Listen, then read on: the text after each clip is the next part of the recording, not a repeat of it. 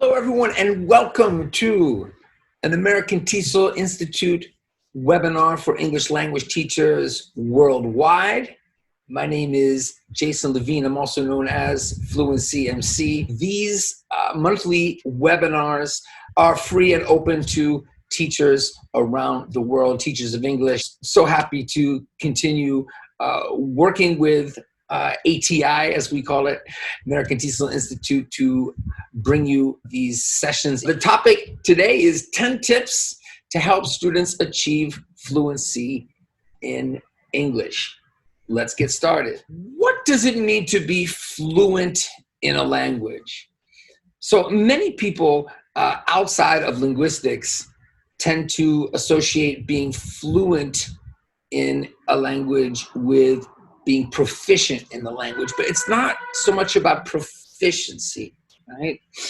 What is it? Well, it's about getting your opinion across, or getting whatever it is you want to express across, expressing yourself articulately. Doesn't mean that you aren't making errors in your pronunciation. Doesn't mean you're not making mistakes in your use of grammar and vocabulary. That's accuracy. It's about confidence as well, right? So when we talk about expressing ourselves easily, there's that feeling of, I can do this, I'm ready to talk, and I do not feel stressed or inhibited when I'm using this second language. They can also understand most of what they read and hear. I added this one here. The one on the top is more of a general dictionary definition, but we talk about reading fluency and listening fluency as well, where we're not thinking so much bottom up about the construction of the grammar, vocabulary, pronunciation, right? We are doing it more fluently. So generally, we talk about fluency, we're talking about productive skills, speaking and writing, but reading and listening also factor in. One time in Warsaw, I was preparing to do a workshop for middle school students. And a student approached me, really excited to speak with me in English. Her English was highly fluent. So like we just talked about, right? She was talking quickly, easily. She was intent on getting her message across to me, and I understood it. Her fluency was very high. At the same time, her accuracy was high. So I could easily understand what she was saying because of the control she had over grammar and vocabulary and pronunciation. So high accuracy and high fluency. Many times when people think, oh, that person's so fluent, they're thinking, whether it's conscious or not, about the accuracy as well, right? Because that's part of what makes the message understandable. This student is particularly interesting because she told me how she became so fluent and accurate in English. And it was the first time I'd heard this. I'm not going to tell you what it is. We're going to get to it soon. The first time I heard this, formula, this, if you will, this sort of pathway to fluency. And it really just was, wow, amazing to me, and really influenced a lot of what the work I was doing. I want you to remember this student, high accuracy and high fluency, as we now move into talk about fluency compared to accuracy. So we don't mean fluency versus accuracy. They complement each other. So if you're highly fluent but make lots of mistakes and it's hard for people to understand you, that's an issue where you need to work more on accuracy. The flip side is someone who really speaks with great control over grammar, vocabulary, pronunciation, but they don't feel comfortable and they're not speaking easily. And as a result, communication is impeded. So either way, right? Without a balance, there's going to be trouble. And that student in Poland that I mentioned was balanced and really high level. If you're an English teacher, do you focus too much or not enough on promoting accuracy? Do you focus too much or not enough on promoting fluency? This session is about tips to improve fluency. However, one of the most common problems I've seen in my experience with getting students to be fluent is that they haven't built up enough accuracy with the language. They haven't practiced it enough. They don't have the grammar structures, the collocations, the pronunciation features internalized enough to be able to express themselves freely. So it could be that you are focusing too much on accuracy. Your students are kind of freezing and not fluent because they don't get the opportunity to do fluency activities. We're going to get to this. And you are doing too much with accuracy development. That's often the thing people assume is the issue. But as I just mentioned, it could be that you are not doing enough to promote accuracy. Maybe you're doing things more by the book in terms of explaining how a verb tense works or this vocabulary, the meaning, but not doing activities that are helping students internalize the language. That's what I mean here by promoting accuracy. And as a result, if they have a fluency activity and you may have the best intentions of getting them to speak and express themselves, they don't have the language ready to do it. And so their lower confidence, their stress, or their boredom, their distraction may not be due to the fact that they're shy or they don't want to speak, but that they're not ready, that they haven't done enough with accuracy. Accuracy has to happen first, the accuracy activities. I don't mean perfect English first, don't get me wrong, but let's continue. But are you focusing not enough on fluency? Maybe you're not doing enough fluency activities, or maybe you, like I said, want your students to speak so much that you're trying to do a lot with fluency when they're not ready to do so. Practice builds accuracy, accuracy builds confidence, confidence builds fluency. This is my mantra, first said by Chuck Sandy. Shout out to Chuck. The idea here being that if you do repetitive activities that are interesting, meaningful, that type of practice, and you get the language, the target language that you need to express yourself, you're confident. That middle piece is critical. It's critical. We need that confidence that comes from doing it in a way that's meaningful and interesting. So practice here does not mean the teacher explaining how the present perfect works and then students doing some activity just to show they know how to use it. It's getting it so it's easy to use, they're motivated to use it. That's not always easy. I'm not saying it is, but it's certainly a better path than trying to hammer in forms and then expect students to be fluent, or the converse, not doing enough with the forms and the vocabulary in a more controlled way and expecting students to be able to express themselves. Doesn't work. So let's get into the 10 tips. Now, I'm not calling this top 10 tips. I hope that all of them can help. I think they're all very important. There, of course, are others. You may feel I've left things out. I'd love the conversation to keep going in social media.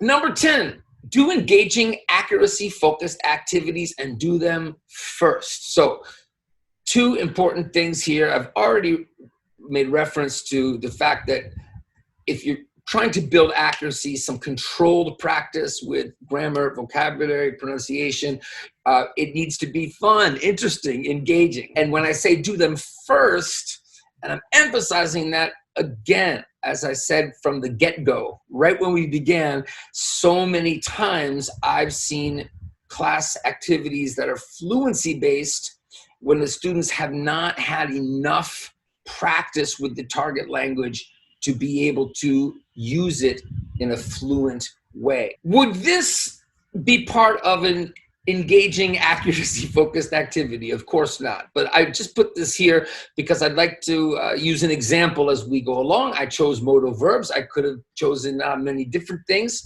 What's going on tomorrow? How about that party? Oh, I might go. I might be there. Whatever you're going to do with modal verbs, the great thing is they connect right to functions of English, or you start with the function, you're going to need modal verbs. So what is an accuracy-focused activity that is engaging? Well, for example, a dictogloss, those are great because you can practice so many things with dictogloss. You can see here I've already put the stress. Think about word and sentence stress because that's going to be very important. You can see a modal verb at the beginning to form a question. The idea with a dictogloss like this is get a pen, pencil, here we go. And I'd read each question at authentic stress, authentic speed. You know, so something like, can you finish the report before our meeting? Could you help me fix my computer? The idea is they're reconstructing the sentences and then comparing with partners, you know, trying to figure it out like a puzzle. What was it? And then putting it up on the board, talking about it. Why did it sound like this? You forgot this little word. Focusing on getting the main words to get the meaning. That's the fluency listening, finish, report, meeting.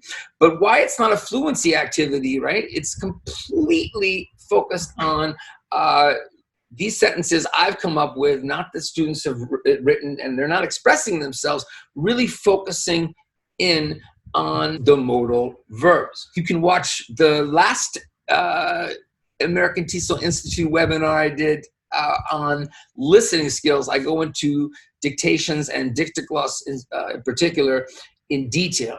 And what's great is after you do a dictogloss like that, students can come up with answers and you can go and correct them, right? And you can also talk about the word stress. So the difference between can and can't, very nice here. Yes, I can finish it. No, I can't finish it, right? How modal verbs in affirmative sentences, they're going to shrink, they're going to reduce, you're not going to hear them. I can finish it, I could help. I'll be able to. Short answer, should we talk about it with or over lunch? Should we talk about it with or over lunch? Yes, we should, right? Oh, yes, we should talk about it with or over lunch. That's very long, so maybe a short answer. Dictoglosses, very good springboards to conversation practice. So if the students are answering the questions, you are helping to make corrections. That's part of accuracy activities, right? Corrections, modeling the language, right? With the idea being that if they hear it enough, and you're going to repeat these questions because they're going to need to hear them many times in a dictogloss, you're giving them that repetition so that hopefully they will remember it. I have a song called Modal Madness. Songs are great for more interesting, engaging accuracy activities. So these are from the song. There's a party on Saturday night. Yeah, so what could go there? Yeah, I should go. I might go. Is your cousin gonna be there? I don't know. Again, right, filling gaps with the modals and then checking with the lyrics, checking answers with a song can be a great motivator. There's a party on Saturday night. Yeah, I might go. I'm not sure. Is your cousin gonna be there? I don't know. I have to call her. Check it out. Here we go. I would if I could. I would if I could. You know, I might not. You know, I might not. Do you think that I should? Well, if I must, I guess I got to. We have to do it right away. Can it wait? Would that be okay? I need to go. I'll be back soon. Shall we meet later on today? There's a party on Saturday night. Yeah, I might go, I'm not sure. Is your cousin gonna be there? I don't know, I have to call her. We should go, it'll be fun. Okay, can we meet around 8? When is it supposed to end? It may go until pretty late. All right. Now, if you're thinking, that's too difficult for my students, the idea is reading and listening, doing it again. It's like, I could never do that TikTok dance. And then what happens? Enough repetition, enough practice, they've got it. Tip number 9, and I'm going to connect back to that song and to the dictogloss here. Have students write and correct mistakes before doing a fluency-based activity. So if they did a dictogloss, if they did that song, if they did a story with modal verbs, whatever it is that you've done with them for accuracy, now it's time for them to write. It could be almost the same sentences as they had in the other activity, or a slight variation, or a bigger variation, depends on their level, on their motivation, on the type of activity you want to do. But please, right, make sure you've correct the mistakes in their writing so that when they are doing a fluency activity and you are not correcting mistakes, they might make mistakes and that's fine, but they're starting with something that is correct, right? It's not about, you have to be perfect. On the contrary, right? It's building that confidence from having things accurate enough, right, to then go into an activity. I'm going to give you a concrete example. So if you group students in 3, and there's so many variations of this type of activity, they come up with questions. Doesn't have to be WH questions. What are you going to do this weekend? Are you going to, Luca's party? I might go, I might not go, right? How the questions connecting a little bit to the song or to the dictogloss, right? So about plans, they come up with questions. You help correct the questions, right? You're circulating. Students write answers. They could write them collectively. They could have them separately. Again, they make corrections, peer corrections, and or you helping them get those corrections, get it, marking the stress too, like we did in the dictogloss, if you like. So then fluency activity begins number 3, right? They're asking the questions and they're responding. Now you are not correcting. You're encouraging, maybe going around, right? If they don't understand each other, you can sort of guide them, but the idea is sort of hands off now, right? They have enough there to work with. The mistakes that they make while they're doing this in real time, that's okay, right? You've got enough control so far. Then you can break them into all the A's, all the B's, all the C's, right? So they can often do this so you can report what was in your group. The reporting, number 6, is kind of an extension activity. What I like to do to get for more fluency is students continue asking and answering questions with new groups, and you can keep moving them. This is a very popular type of fluency activity because the student gets to keep repeating what they're getting more confident. They've already explained that they might go to the party. They should do their homework.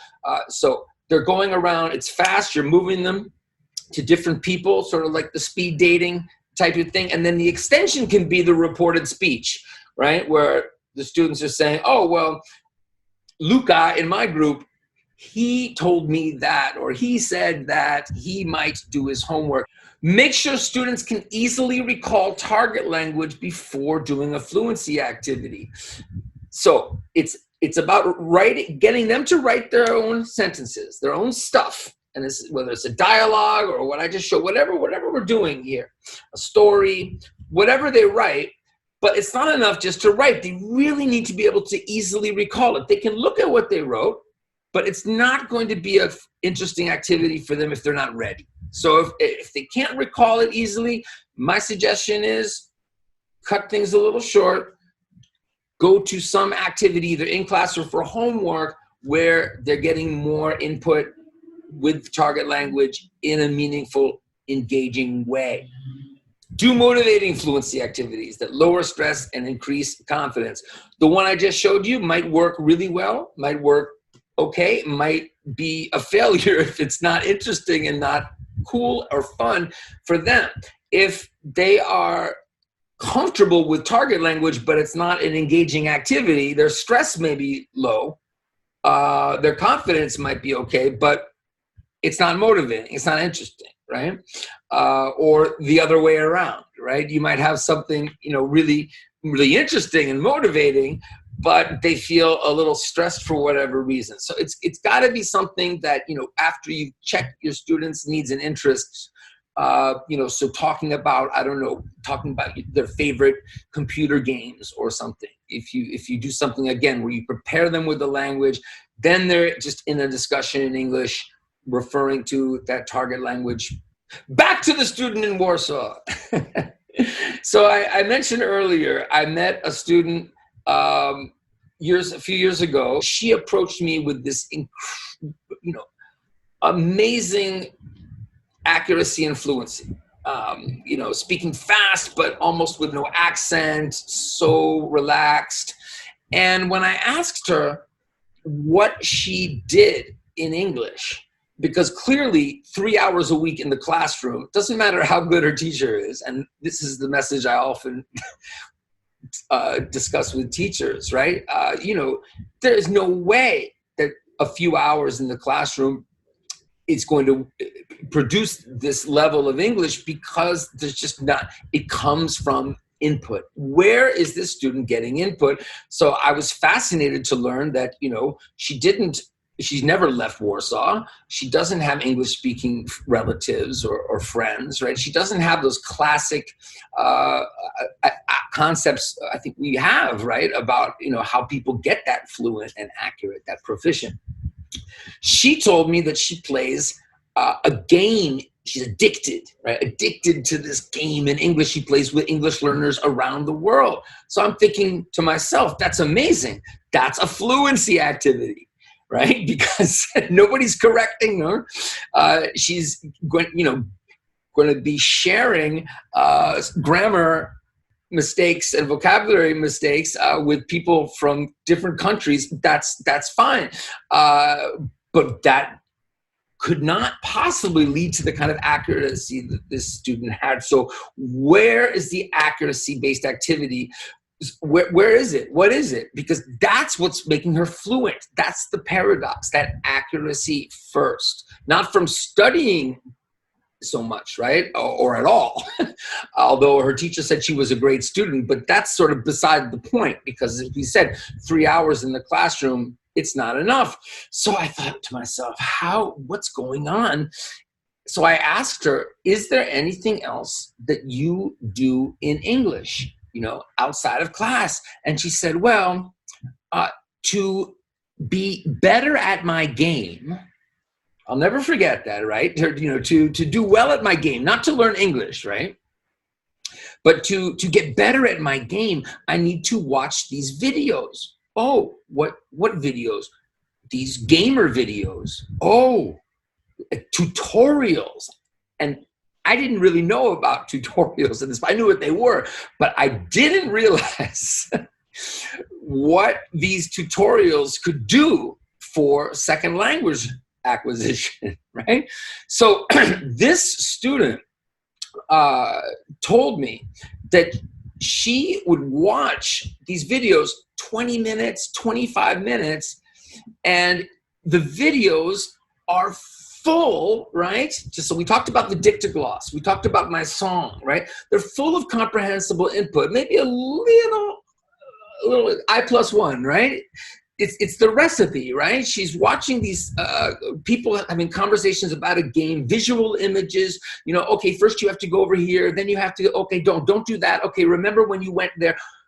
All the prepositions, all the collocations, phrasal verbs, verb tenses, all of it's happening. The question I asked her next, I'm wondering if you know what I asked her about those videos.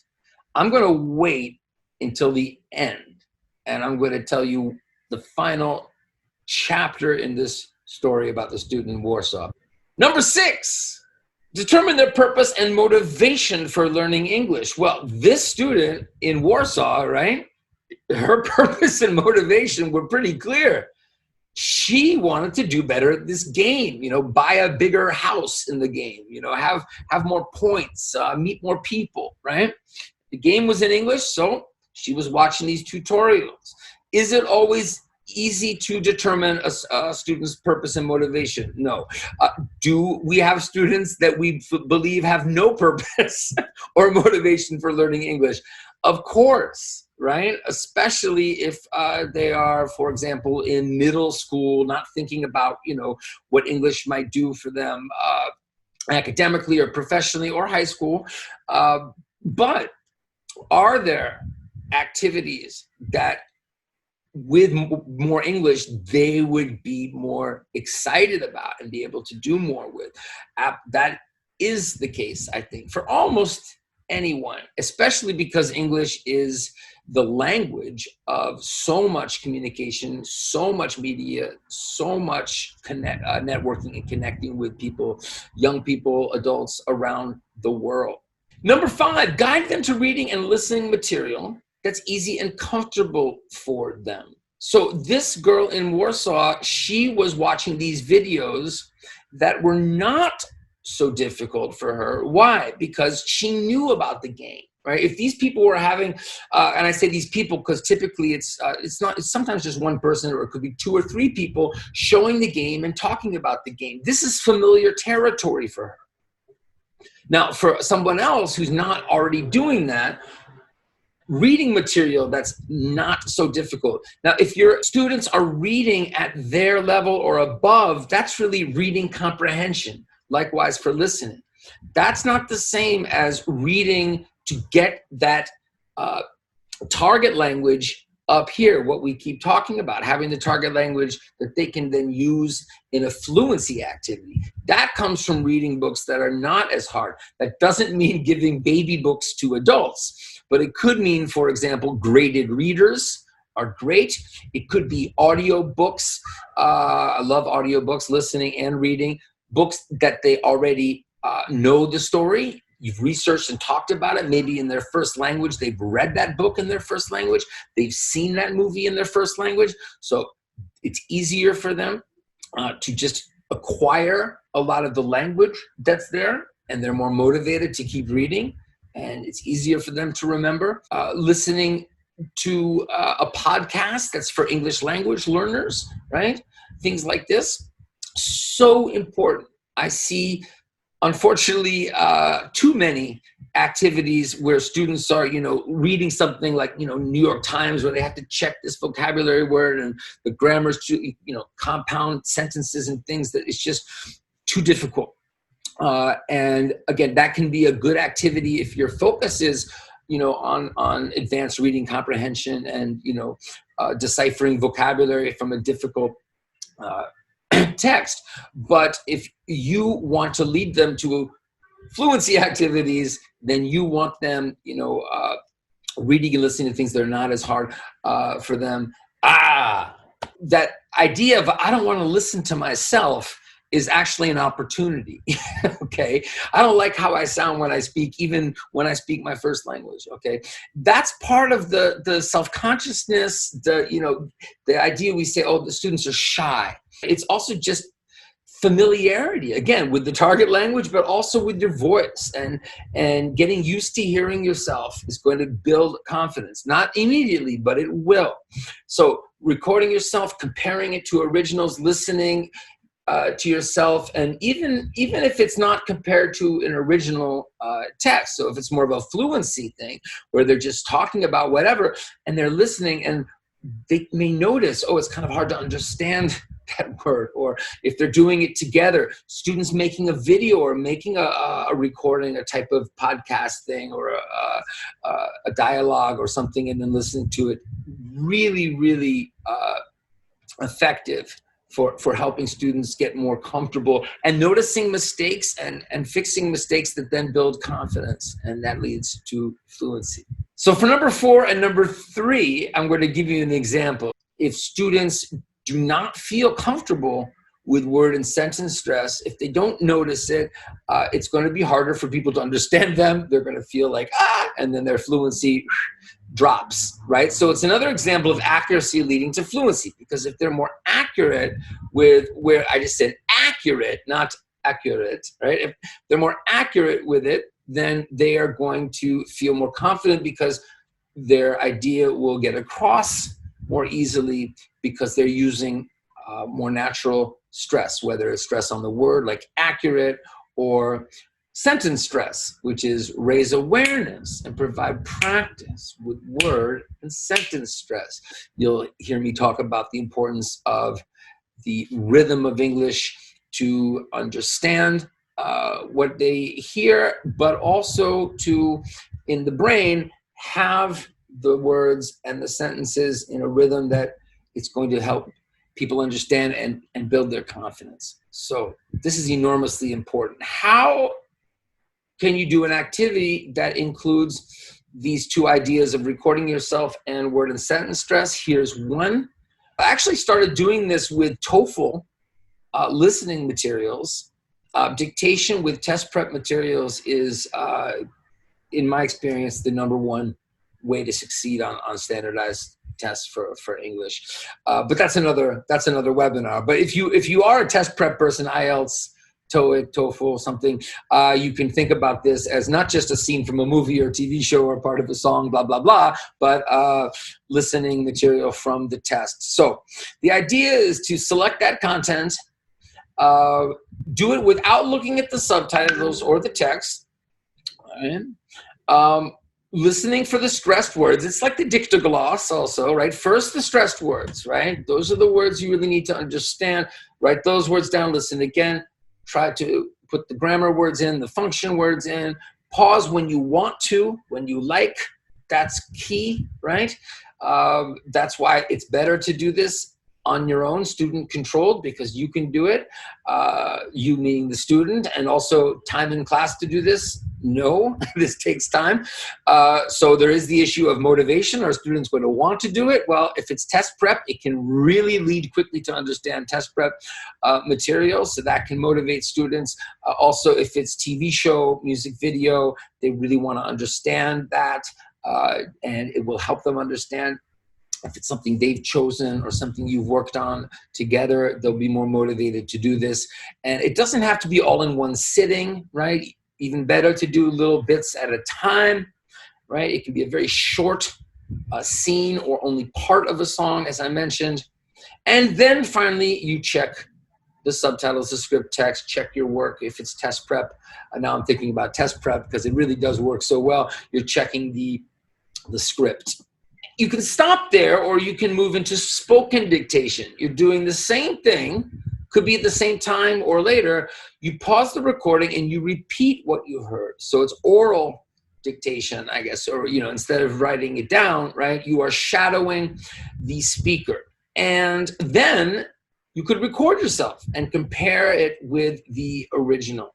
Not trying to say, oh, I need to sound like Brad Pitt or something, or sound like me, or sound like you, the teacher. But the idea being to sound more natural and easier for people to understand. And that's great with peers. If other students can more easily understand the recordings and the activities you do after the recordings, that's highly motivating.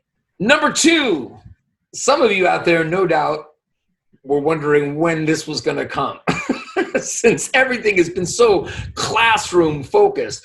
But if you have an engaging approach, you're doing motivating activities that are accuracy-based and fluency-based in the classroom, then this will work much better.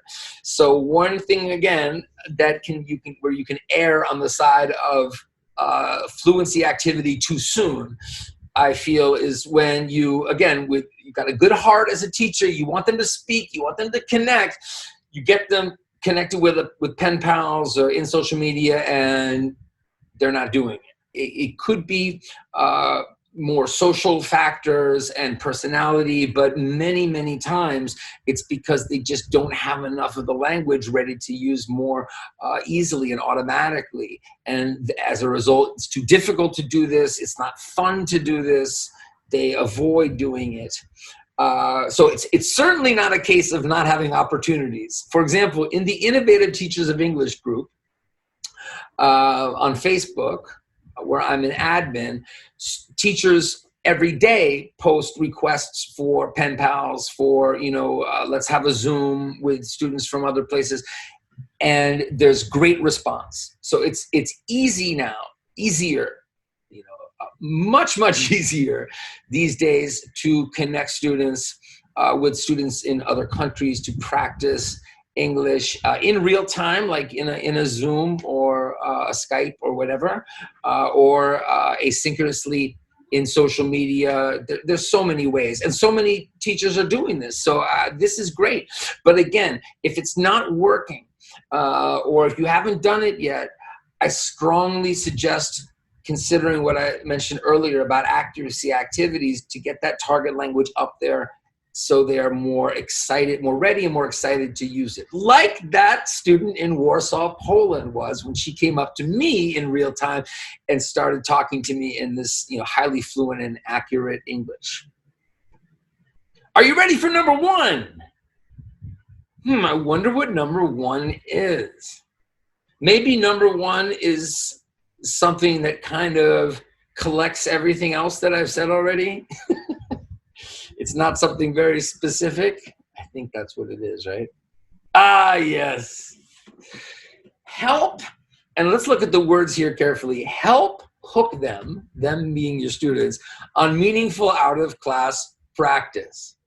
Can you hook them by saying, Jason told us about this student in Poland who watched these tutorials, so go play this game and watch these tutorials, Go speak English, go learn English. So much out there. Okay, that's putting pressure on people. That's like I always say, go to the gym. Why aren't you going to, there's a gym right over here. Why aren't you, exercising? This doesn't work so well, right?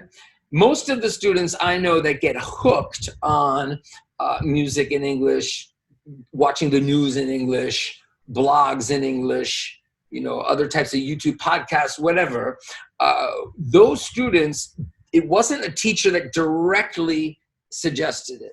It could be a teacher that encouraged it, right?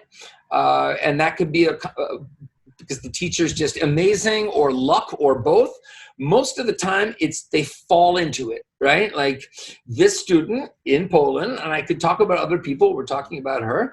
When I asked her, so I really interrogated her after we talked about, she said, our friend just showed her this game, and people were using English because it was different countries, and but again, she didn't get into talking in English with these people as much as she wanted to do better at the game, and the tutorials were in English. But it was something like, her friends or cousin's friend showed them the game. Okay, so how can we try to create opportunities where they might fall into it? It could be in the classroom, showing a little part of a video that's kind of viral thing going on that kids are watching, TikTok thing, something in English with a song in English, not showing the whole thing. That's often what I suggest teachers do. I remember Annoying Orange. If you don't know Annoying Orange, I showed Annoying Orange YouTube video to my students just very casually. My son thought this was funny. Check this out. 1 minute long.